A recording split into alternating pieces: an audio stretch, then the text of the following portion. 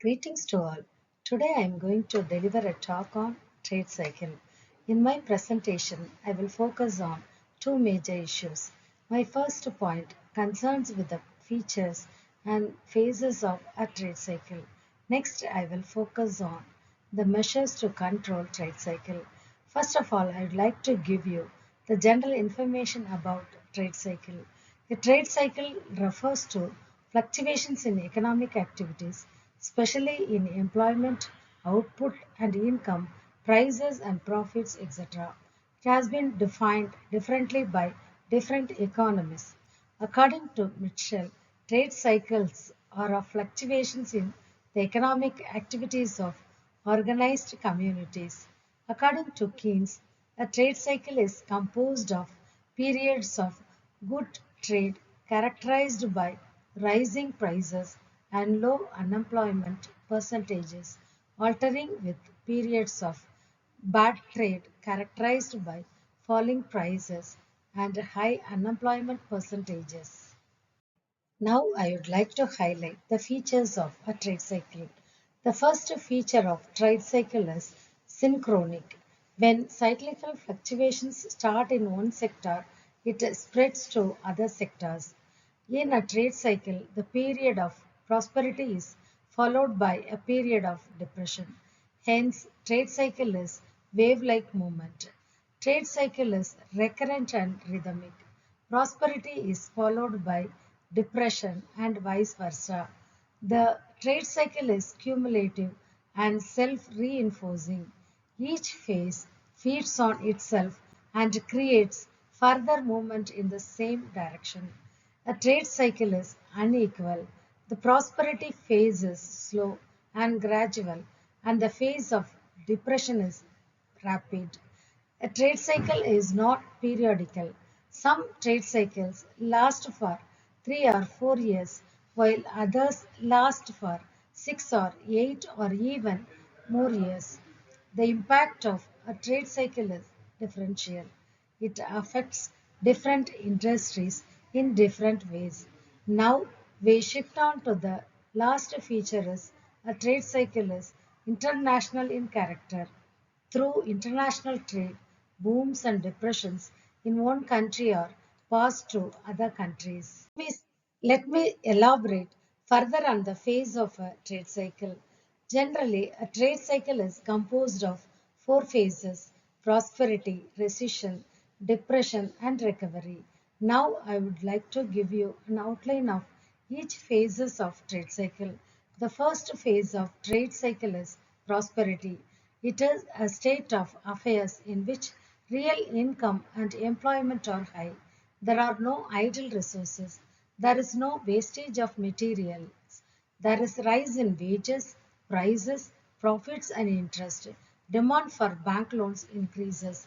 There is optimism everywhere. There is a general uptrend in business activity. However, these boom conditions cannot last long because the forces of expansion are very weak. There are bottlenecks and shortages. There may be scarcity of labor, raw material, and other factors of production. Banks may stop their loans. These conditions lead to recession. The second phase of trade cycle is recession. When the entrepreneurs realize their mistakes, they reduce investment, employment, and production. Then, fall in employment leads to fall in income, expenditure, prices, and profits. Optimism gives way to pessimism. Banks reduce their loans and advances. Business expansion stops. This state of recession ends in depression. The third phase of trade cycle is depression. During depression, the level of economic activity is extremely low. Real income, production, employment, prices, profits, etc. are falling. There are idle resources. Price is low, leading to a fall in profit, interest, and wages. All the sections of the people poor suffer. During this phase, there will be pessimism leading to closing down of business firms. Now we shift on to the last phase of trade cycle is recovery. Recovery denotes the turning point of business cycle from depression to prosperity. In this phase, there is a slow rise in output, employment, income and price. Demand for commodities go up. There is increase in investment, bank loans and advances. Pessimism gives way to optimism. Process of revival and recovery becomes cumulative and leads to prosperity. Finally, I would like to address the measures to control trade cycle. The first measure to control trade cycle is monetary policy.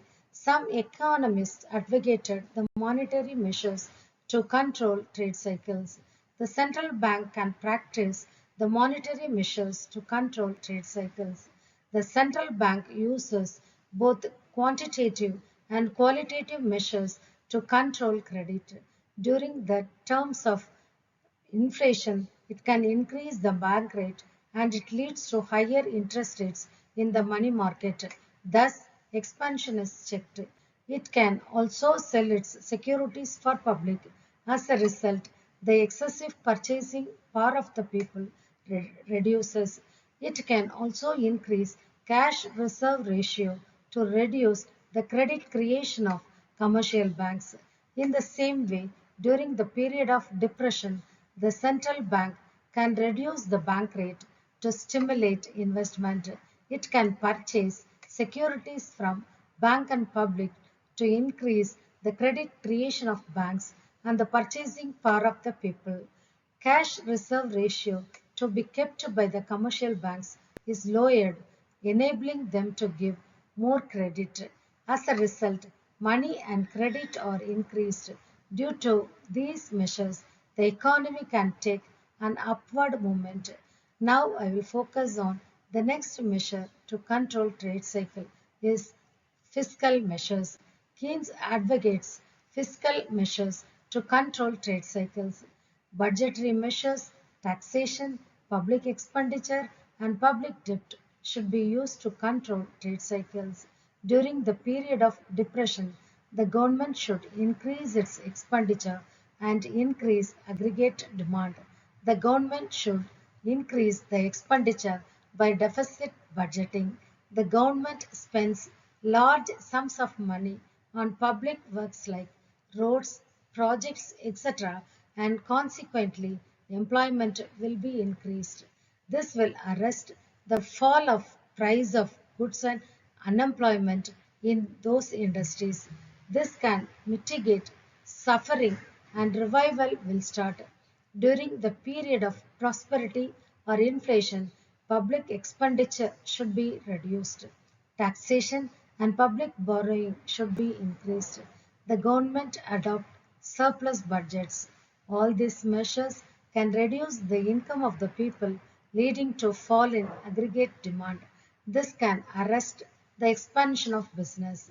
It is followed by the third measure to control trade cycle is price control. To control inflation or rising prices, price control measures should be introduced. That means prices must be kept under check. Let me elaborate further on the next measure to control trade cycle is price support. During the period of depression, prices begin to fall. This has cumulative effect. So it is harmful. To avoid this, price support policy should be adopted. Minimum prices should be provided. If prices fall below a minimum level, government purchases all the goods at support prices in the market. Now I like to give you the next measure to control trade cycle is socialistic measures. Socialists recommended replacement or capitalist economy by a socialist system of production and distribution. When it is done, there could be a completely planned economy and all fears of overinvestment and overproduction would be brought to an end. I would like to move on to the next measure to control trade cycle is reduction of economic inequalities. Inequalities of income should be reduced. This can be done by raising the wage levels and ensuring more equitable distribution of national income by increased taxation. This will reduce inequalities in the distribution of income and wealth, and thereby will remove under-consumption tendency. Now we shift on to the last measure to control trade cycle is state control over investment. The government should control private investment in order to prevent over improvement and thereby the boom. Through the government has taken a number of steps, business cycles cannot be controlled. The business cycle seems to have become an almost natural measure of present economic order so that none of these remedies can be expected to root it out.